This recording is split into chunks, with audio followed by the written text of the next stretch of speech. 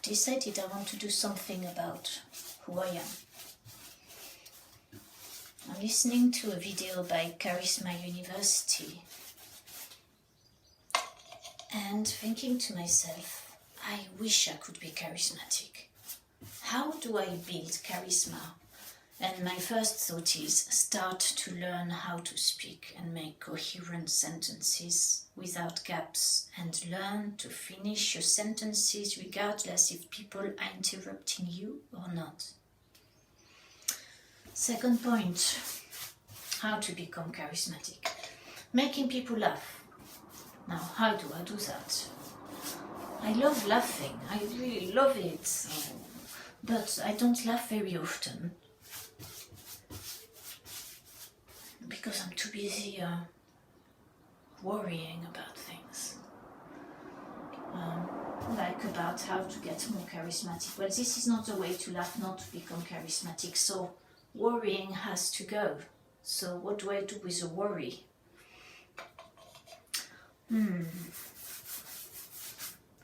I change it by thinking in this moment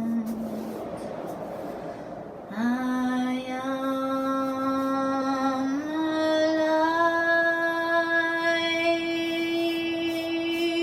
alive and able to express whoever I think I am. I can look in the mirror. Can you see in the mirror? No, you can't see in the mirror. Well, you can now. But you see a different angle to what I see, don't you? Particularly this way. It's a shame, it's a nice... It's strange, how funny, it's a difference of angles. Never mind.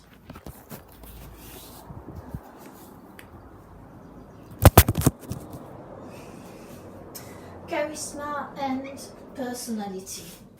How do I change myself so I have no fear talking to anyone regardless of who they are, and I can express myself with the dexterity of the words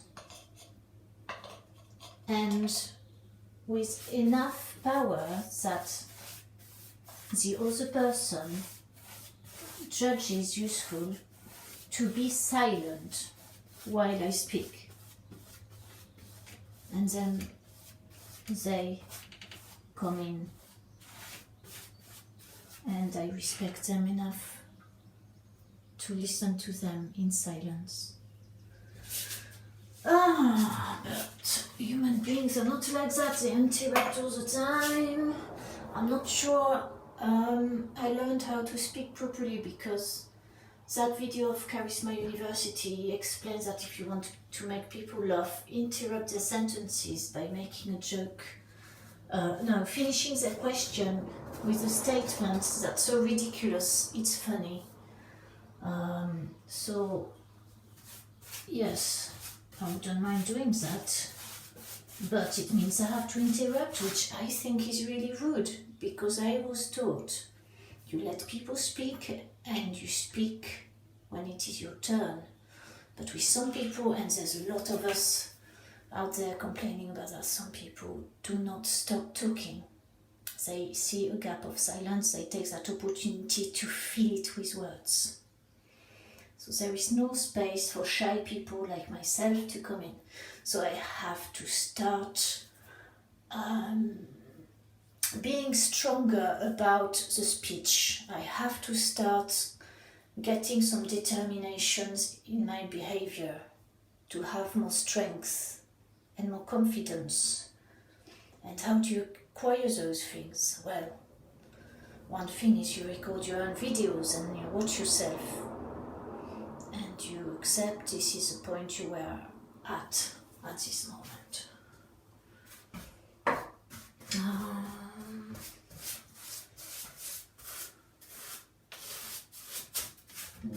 Run. Right. Finished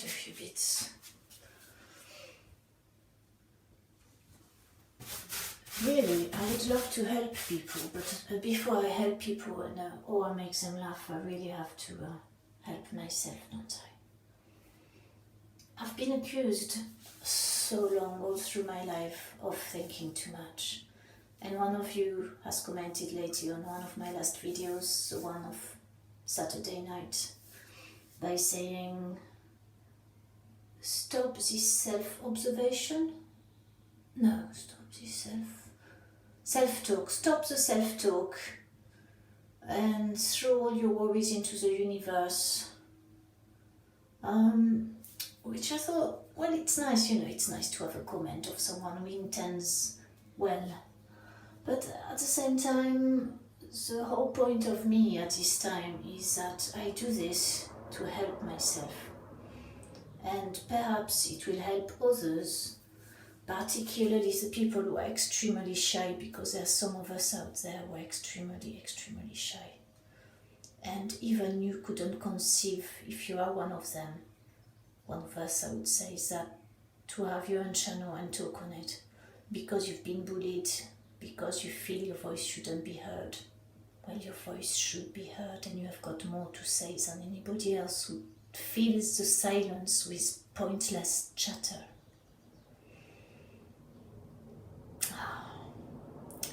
If only I could reach myself and change myself into that person. And I know I can. I know I can. It would be easier if certain things were different, but for those things to be different, I have to change the way I feel about myself.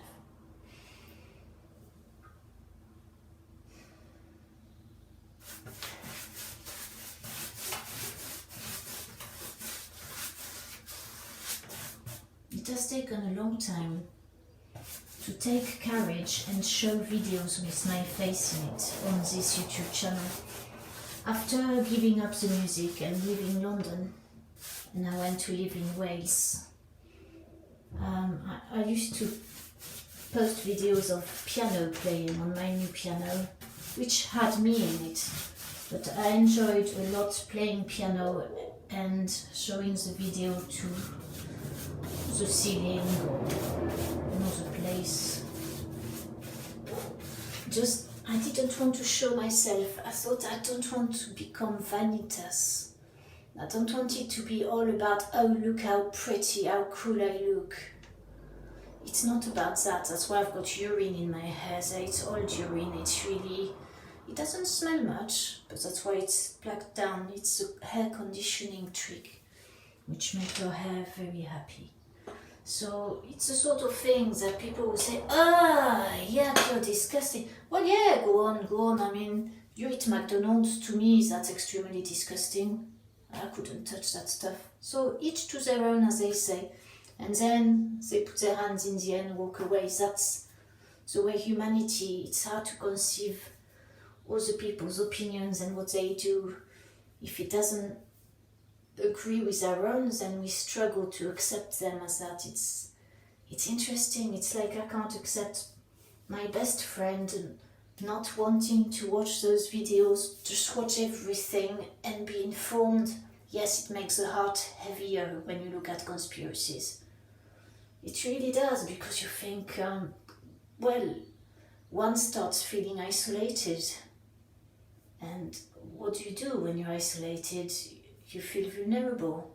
Whereas in a group on the internet, we've got a group of people, say the shy people who have a voice to be heard, and they want to be heard. You want to be heard. Speak. Speak. Practice the speech. Practice. It's embarrassing. Yes, I know. It's really embarrassing. But the more we practice, the better we become at it.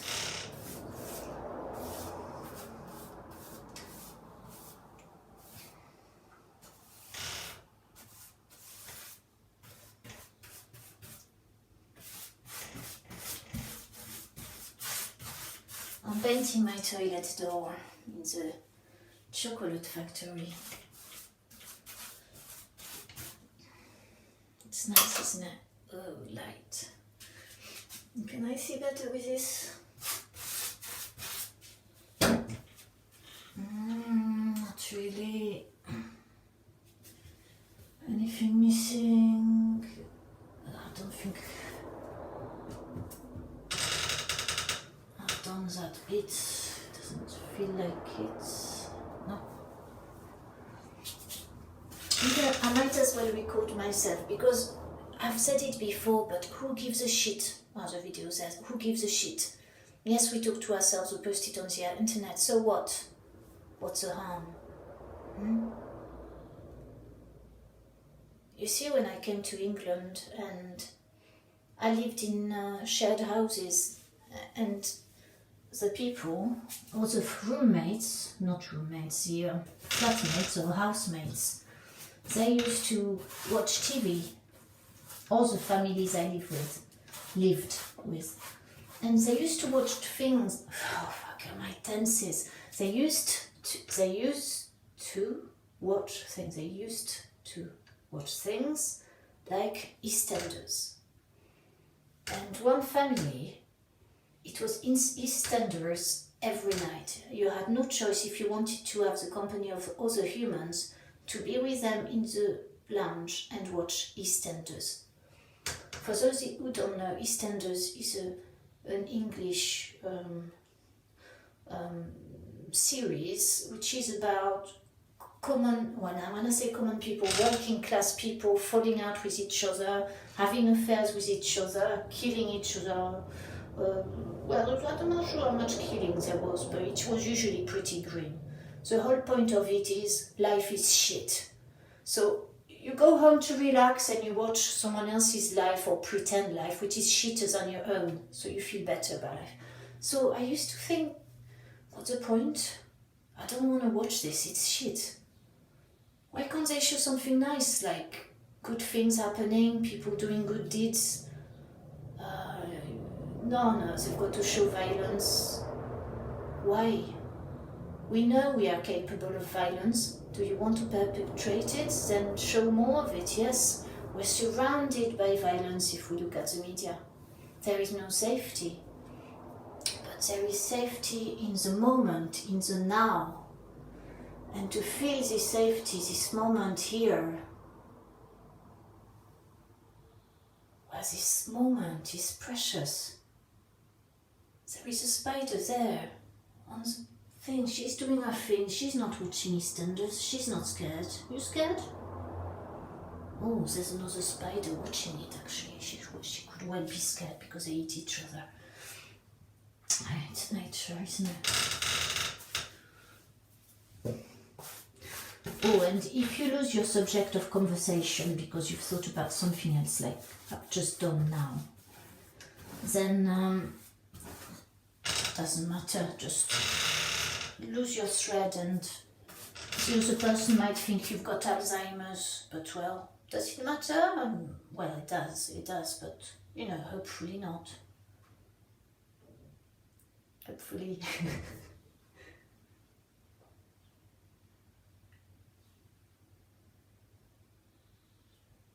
Footsteps.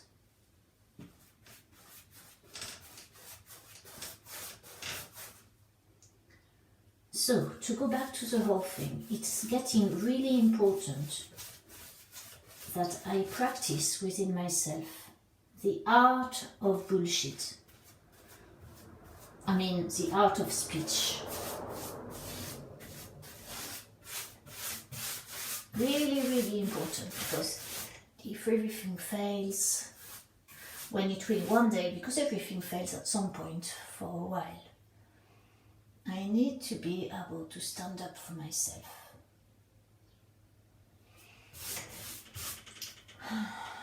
What is a better way to do it than to learn to be less scared of speaking my truth? But what is my truth? I've got to ask myself that question before speaking my truth. What is my truth? Is my truth beliefs? I suppose it is. A belief is right or wrong, we don't know. And maybe it doesn't matter, but it's what makes us feel good. what makes us feel good. Indeed.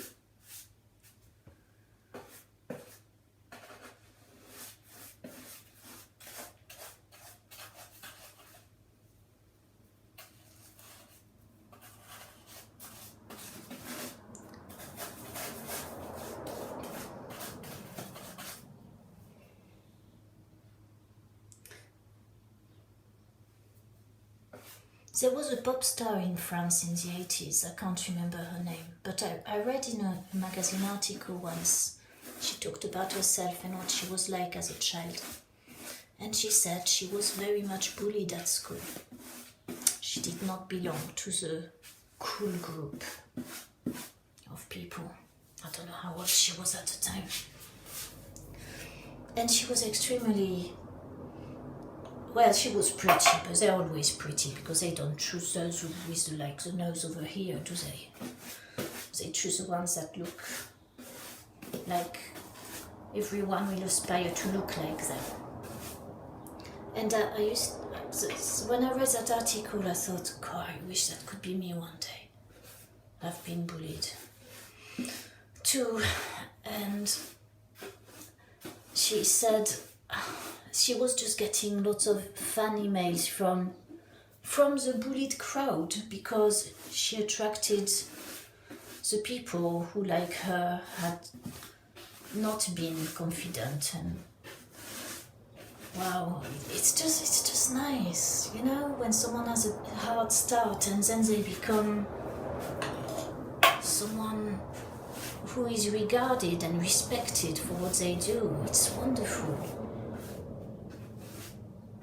You know, recognized on a level that's more than just your local community. Then it falls into ego, greed, fame and fortune, egoic values of fake security through financial gains. And then I think, well, it's not really the right thing to do, is it? Or is it? Is it? Should I rather better aspire to shutting myself in a monastery somewhere? I think I would be quite happy in a monastery. Particularly with access to the gardens. I'd love that. Not sure about the praying, but the meditation, I would become good at it. But that's not the solution either. We're here, a human. I feel it's important to be among ourselves. Maybe get away for a while, yes, learn about ourselves in a monastery. Or somewhere silent, a silent retreat, that would be pretty cool. But what else to do? What else can I do? What is my truth? What is my aspiration? Truly, other than I would rather like to heal my body, but I mean, if it doesn't heal and my ailments never get any better, or they get worse and I die, what really matters is having made a difference in the world. And that's what Serge Marquis and I forgot the other guy's name talks about, is that my life was worth living. It was worth living because I lived for what mattered to me truly inside, and what matters truly is probably not just an opinion, it's a deep-rooted feeling of our truth and following that truth. But if you're like me and you're confused and you don't know where your truth is because you've not had intuition as far as you remember, except for very odd moments in your life, and you feel clogged up somewhere and unable to function on a spiritual level because you feel lost in yourself. That's where I am, or have been for since I could remember as a kid, really. Then it's more challenging, but it doesn't mean it's impossible. It just means that we have to be a bit more conscious of ourselves in every day.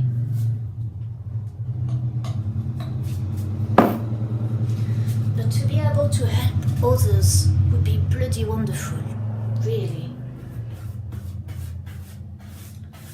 Not helping them, as I say, by giving them fish, but by teaching them how to fish. And if they are following a vegan diet, by showing them how to grow vegetables. But that's a symbol, so I mean, help people to help themselves is my wish, really my wish. That makes life worth living for me, because if I could bring happiness in someone's life, or well-being, or trust towards life, or trust in themselves, and the feeling of belonging, the feeling of connection, the feeling that there is a bigger force that is doing all this. And I mean the force of God, of which I don't know what it is. The consciousness that created all this, including the aliens, including Klaus Schwab, including the world today.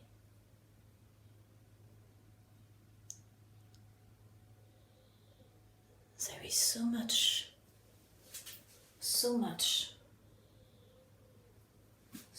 to think about. But thinking does not bring any answers. I have to keep myself reminded of that all the time. Thinking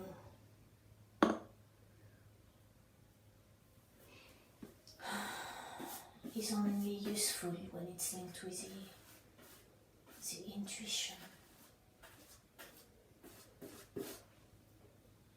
and helps us follow what we truly need.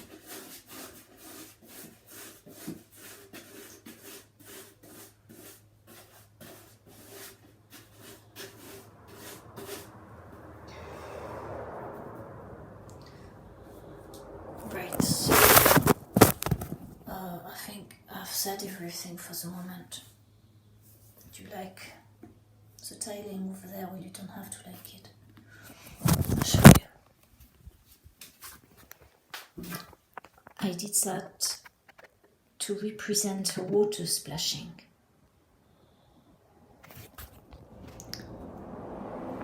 You probably can't see the ceiling because of the lights.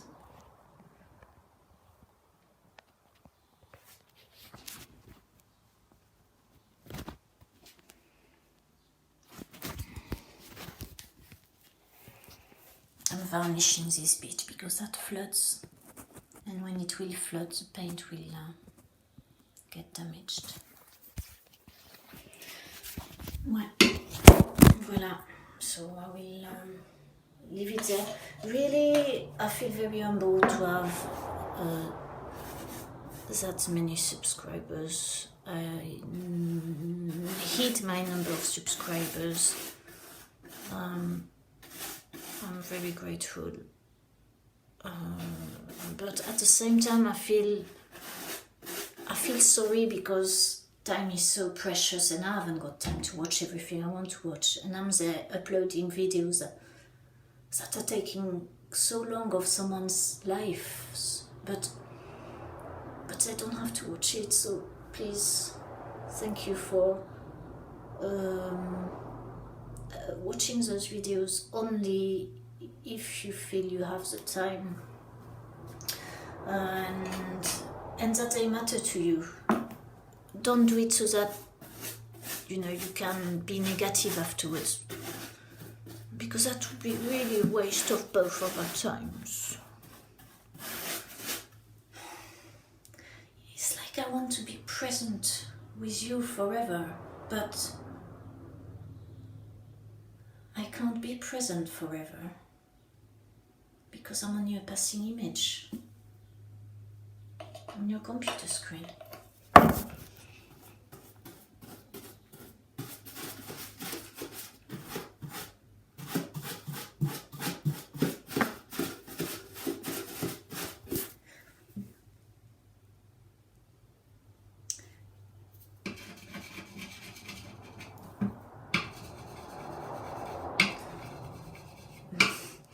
thinking about something I don't want to say really. Because it's talking about the past, which we're not there to talk about the past. But once, I will say it nevertheless, once I worked in a big brother's house. It's a place, internet porn hub place. Well, they call it porn, but it was just soft. Not even soft, it was, what do they call it now? I've lost all the language of that stuff. Well, it was a site where nothing much happened. No, I think it was called soft porn.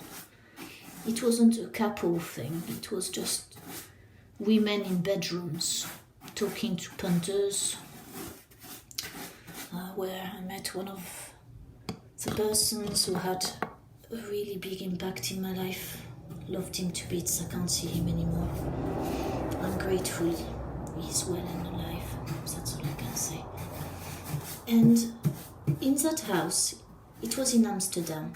It was called Amsterdam Dawns, but it doesn't exist anymore under that name. And I am guessing all the data of their house also disappeared. But in that place, we had cameras everywhere. Not in the toilet, which is interesting because that's going way too far. I'm not into that. Otherwise there were cameras in the kitchen. And I loved it. You know why? It's because for once in my life I felt I had value and I could be myself because I was watched. It's like a craving of wanting to know I'm watched. It's really strange. So I'm pretty ashamed to feel that because I wish I didn't have that need in me. But I should really just accept it. But really, who gives a shit? There's nothing happening, so accept the evolution of a human being who picks her nose every so often.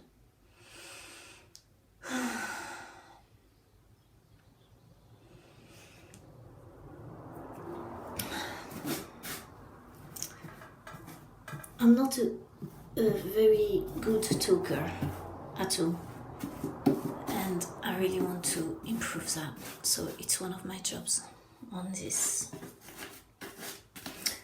I'm going to improve how I communicate with others. I really, really want to record myself with others when they don't know we are being recorded. I want it so much. But these gadgets cost, between 200 and 400 pounds, more even. To have a hidden camera somewhere, on your shoulder, and then you can watch it back at home and you think, okay, let's look at this interaction. What actually happened there? How have I behaved? How have they behaved? And that should do, wow, I just dream of that. I want it. I want to improve. I want to improve my behaviour, how I am with people. Charisma is an ego thing. It's, oh yeah, look at me, I'm popular. But yeah, it would be great to be charismatic.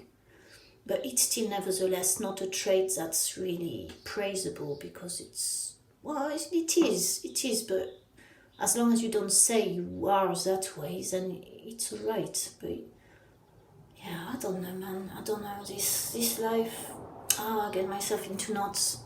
So I'm probably overthinking right now. But, I'd love that. I'd love it. Sometimes people say things that don't make sense or they're upsetting. And if I could watch it again, then I would understand it's not just me going loony. It's, they've got a part to play in it. And they have led me astray by leading the conversation a certain way.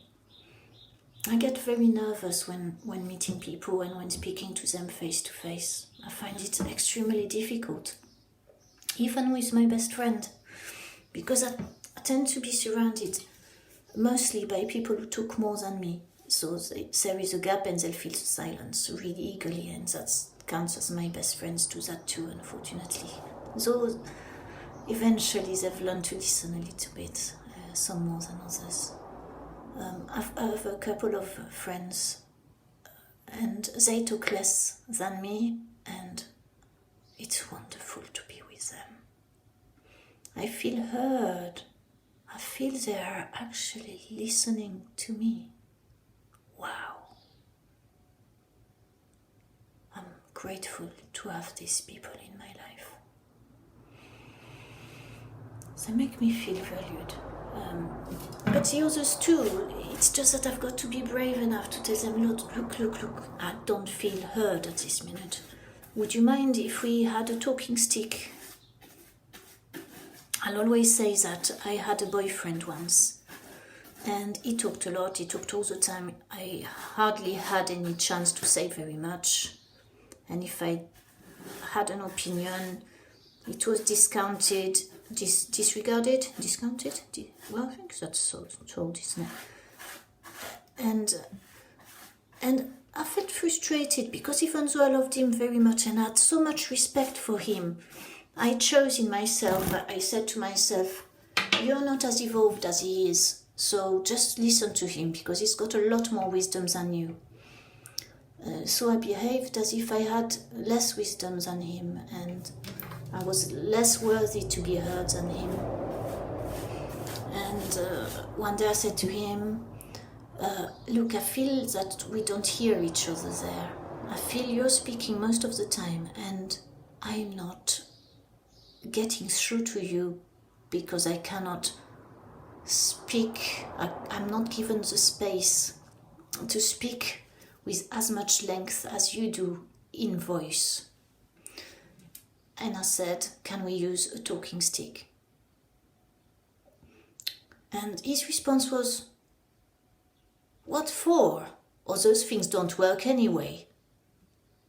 And I believed him at the time. I thought, oh, maybe, but he's right because I respect him because he's so much better than me. And the conversation went on because I was conscious that day. I was sort of awakening in myself. I thought, hold on, he's doing it again. We were having a sort of beginning of argument. It was the end of the relationship by that point. I was getting to awaken to the fact that this person was not right for me. And I said it again, look, let's use a talking stick or have a timer. I'll put this timer on, look, and we can have both a minute each to fill the silence in whatever way we wish. And we can even be silent if that's what we wish to. But we do not interrupt the other one in the space they have for their speech. Oh, no, it doesn't work anyway. Or whatever he said. His thing was refusal. Now, if you're a girlfriend, boyfriend, you're supposed to love each other. You're supposed to care that the other person feels heard and you are being heard. So you both open and talk about the fact that one of you feels the need to be heard a bit more than the other one, because if we record ourselves, again there's a thing about we record the conversation without knowing that it is being recorded and play it back. And then we watch who speaks most and who speaks less. And is the person who speaks less happy with the fact they're speaking less? But the thing about the talking stick, it's, it's brilliant. I had it done once. I went to some workshop or something like that, and the talking stick was used. And I thought at the time, oh God, this is intimidating. I've got nothing to say. All these people in the circle are going to look at me with a stick. I'm going to be like, oh, I'm scared of you. Oh, I don't know what to say. I'm not very good at speaking because I'm shy, and I've not much value because I'm shy, because I can't say what I think, so I'm not really myself and I'm not really anybody. Oh, I could not say that, but I wanted to. But when my turn came, I just said a few words and then stayed in silence, rolling my eyes everywhere because I felt awkward. But now I wish I had that opportunity again, and that I was given the space and the other people were given the space, and everybody was respectful of the time others are given to speak. I think that's where I was going with that conversation. The speaking and getting better at handling myself. Oh, and the fact that I want to be watched all the time, which is, it's another thing, but I love it. So, but the thing is, I don't want it to be sexual.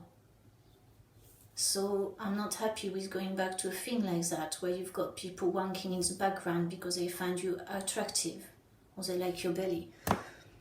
But that's part of the game. You can't help those people. By the way, for those people, I've posted a link in the previous video. Those who are a little bit addicted to internet porn, I feel sorry for you, because I wish I had an ounce of your desire. I've none at all. Just send me some in the post. That video explains about, they used, when the internet came up, they used, I don't know, what did they use? They made the people promiscuous, sex available everywhere, drugs, pills, and then, I'm trying to remember how it went. The thing is, they've groomed us to be disconnected with others, and so that the sex could happen without bonding, which my parents really much disapproved of because they were of an older generation. And sex happening without bonding means that we feel isolated in the sexual act, and therefore we seek for the sexual act through images, through the internet, through the porn. And we've been groomed into that.